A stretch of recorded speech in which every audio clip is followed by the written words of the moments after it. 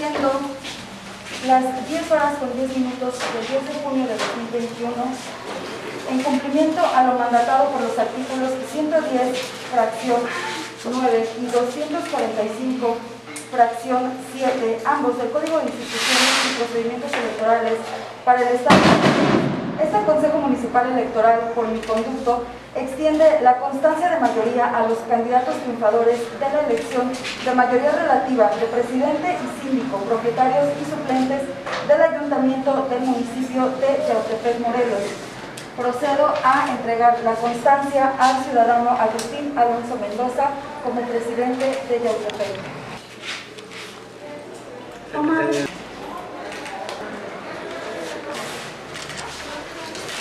Cerrado, por favor.